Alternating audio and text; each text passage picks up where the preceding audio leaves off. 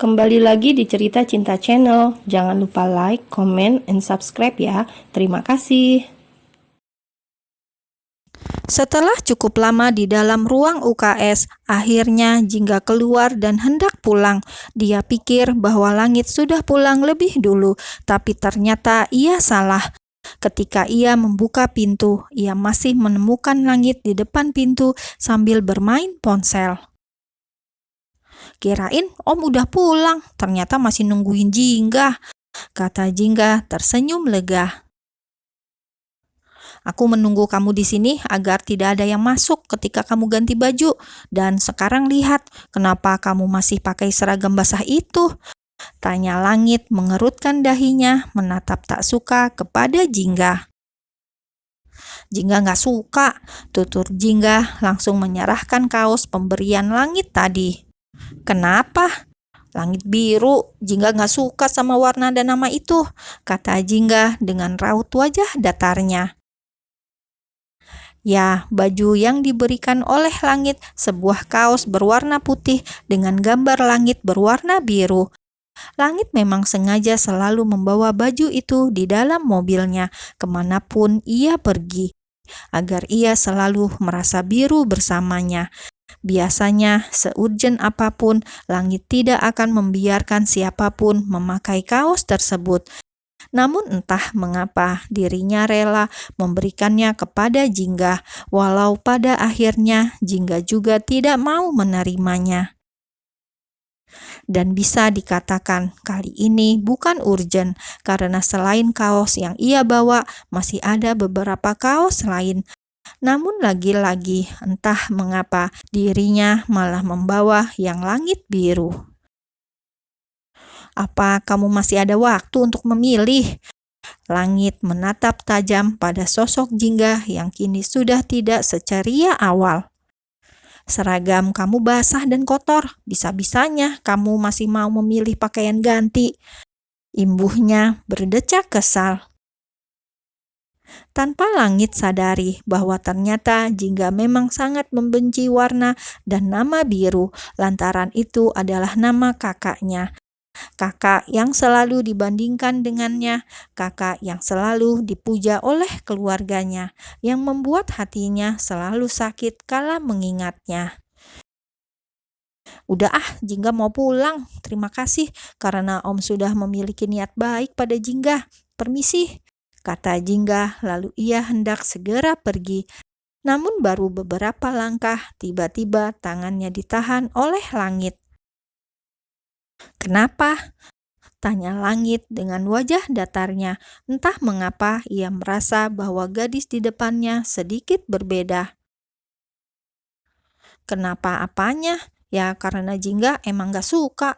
Emang kenapa sih? Kata Jingga malah balik bertanya. Harusnya Om kalau bawain baju itu langitnya warna Jingga biar cerah gitu. Kan kayak ada sunsetnya. Om seleranya. Warna biru juga gak kalah indah dari Jingga, ujar langit seketika membuat senyum yang tadi sempat terbit di wajah Jingga kini lenyap kembali. Iya, warna biru memang indah, tapi dia akan abadi. Dia tidak akan bisa menemanimu sepanjang hari. Saat senja mulai tiba, maka dia akan menghilang. Dan seperti sekarang, sudah ada Jingga bukan? Jadi, buang baju itu.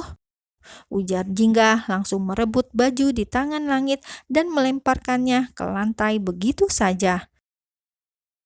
Jingga, sentak langit terkejut. Jangan membuatku marah dan kasar padamu, ucap langit memberi peringatan. Sejak awal aku sudah berbaik hati padamu. Jangan memancing amarahku lebih dalam atau kamu akan menyesal.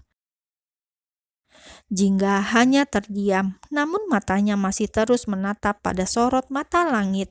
Hingga keduanya saling menatap dalam. Jingga tidak tahu mengapa langit harus semarah itu karena ucapannya. Padahal ia hanya ingin menggoda langit agar melihatnya. Namun mengapa reaksi langit harus sampai semarah itu? Bukankah itu hanya sebuah baju? Why, mengapa? Batin Jingga bertanya-tanya dengan bingung. "Woi, alamat kamu di mana?" seru Jingga ketika panggilan teleponnya diangkat oleh Raihan. Ya, tadi Jingga hendak pulang, namun ia mencari tasnya tidak ada.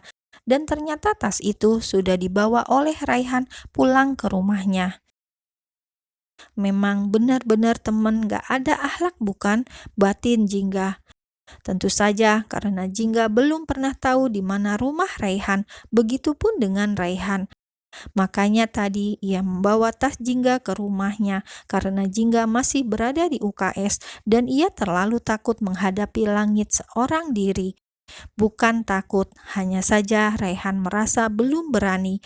Umur mereka sangat jauh, jadi ia hanya takut kualat. Ya, anggap saja seperti itu. "Kamu udah gak apa-apa?" tanya Raihan setelah menjauhkan ponselnya dari telinga. "Sakit sedikit, tapi tasku itu ada PR buat besok. Rese banget, sumpah. Kenapa kamu bawa kabur?" "Bukan bawa kabur, Jingga. Hanya saja aku menyelamatkan diriku sendiri," jawab Raihan terkekeh. "Udah deh, kamu kesini aja. Sekalian main sih. Gak ada tempat tongkrongan kan sekarang?" "Udah, di sini aja. Kebetulan ada yang mau ketemu sama kamu dari lama. Aku Sherlock ya." "Siapa yang mau ketemu aku?" tanya Jingga mengerutkan dahinya. "Orang tuaku, mereka mau ketemu sama calon menantunya," jawab Raihan terkekeh. "Kampret," seru Jingga semakin berdecak karena lagi-lagi Raihan menggodanya.